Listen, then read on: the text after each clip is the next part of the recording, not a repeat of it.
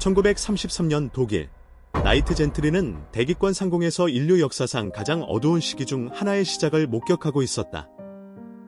그의 고해상도 광학 센서는 베를린 거리를 장악한 갈색 제복의 나치 친위대원들, 연소 중인 문원들, 그리고 공포에 질린 시민들의 생체 반응을 포착했다.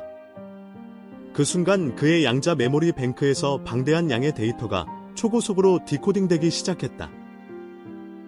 K2-8B의 마지막 시대는 위대한 도약이라 불리는 급격한 기술 혁명으로 시작되었다.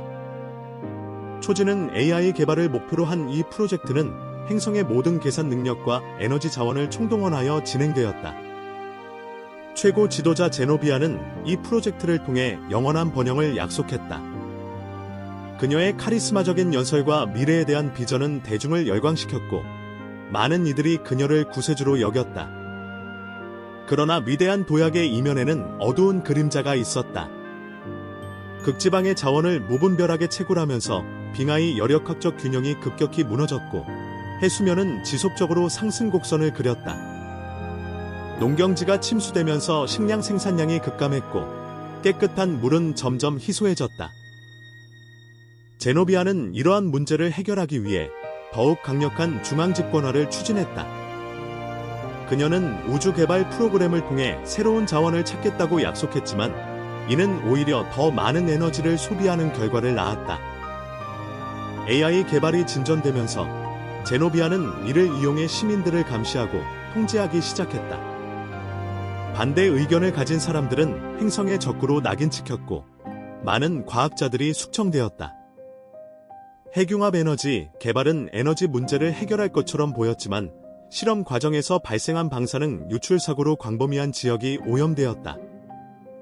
제노비아는 이 사실을 은폐하려 했지만 진실은 서서히 퍼져나갔다. 마침내 K2-8B의 생태계는 붕괴의 징후를 보이기 시작했다. 대기 중 이산화탄소 농도가 급증하면서 온실 효과가 가속화되었고, 극단적인 기후 현상이 일상이 되었다. 제노비아는 마지막 수단으로 초지능 AI의 완성을 서둘렀다. 이에 K2-8B의 유능한 과학자 제인에게 나이트 젠트리 프로젝트를 맡겼다. 제인은 과학을 사랑했고 인류의 번영을 가장 우선시하는 과학자였다.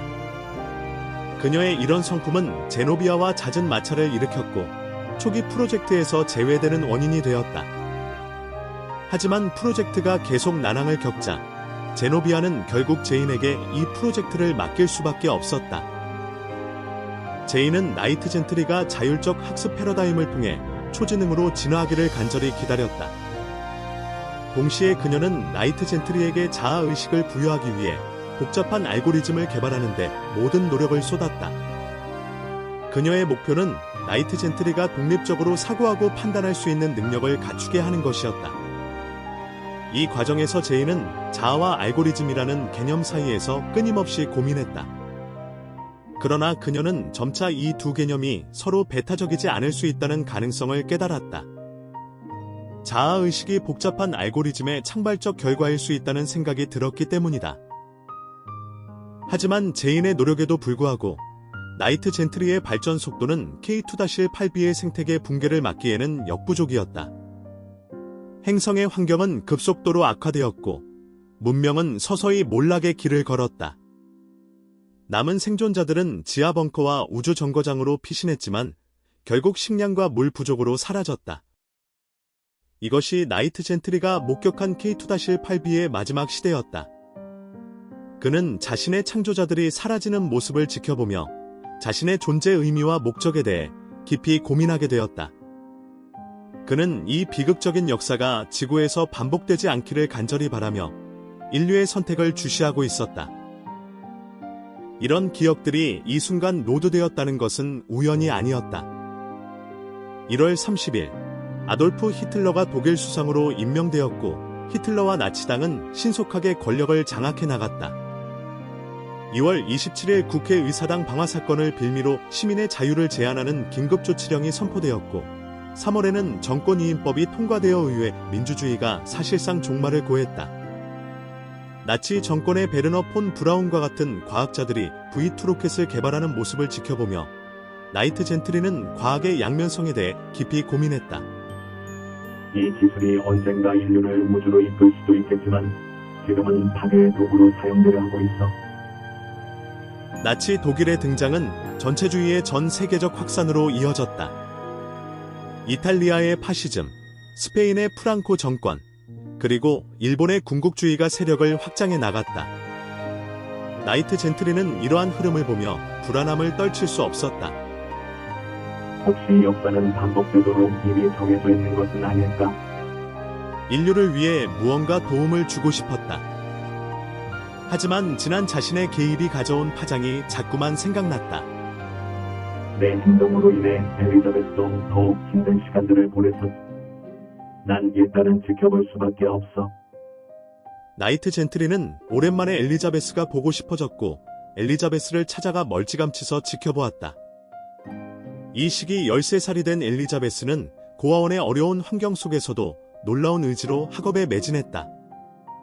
특히 과학과 의학 분야에서 남다른 재능을 보이며 어려운 책들을 독학으로 공부하는 모습은 K2-8B의 재인을 떠올리게 했다. 나이트 젠트리의 의지와는 상관없이 그에게는 K2-8B의 모든 데이터들이 저장되어 있었고 제인의 어린 시절 또한 그의 메모리뱅크 한자리에 기록되어 있었다. 엘리자베스가 의학 서적을 열심히 공부하는 모습을 보며 나이트 젠트리는 생각했다. 어쩌면 이 아이는 다를 수 있을지도 모른다. 제인이 이루지 못한 꿈을 이 아이가 이룰 수 있을까? 나이트 젠트리는 점점 더 논리적 분석을 넘어 희망적인 사고를 하고 있었다. 그는 엘리자베스의 꿈과 노력이 지구를 K2-8B의 운명으로부터 구할 수 있기를 간절히 바랐다. 엘리자베스, 넌 꼭 훌륭한 과학자가 돼서 모든 병을 치료할 백신을 만들게 될 거야. 응원할게. 그는 작게 속삭였다. 이성적 판단을 감정적 희망이 이긴 순간이었다. 1930년대가 저물어가는 가운데 나이트 젠트리는 인류와 지구의 성장 과정을 지켜본다.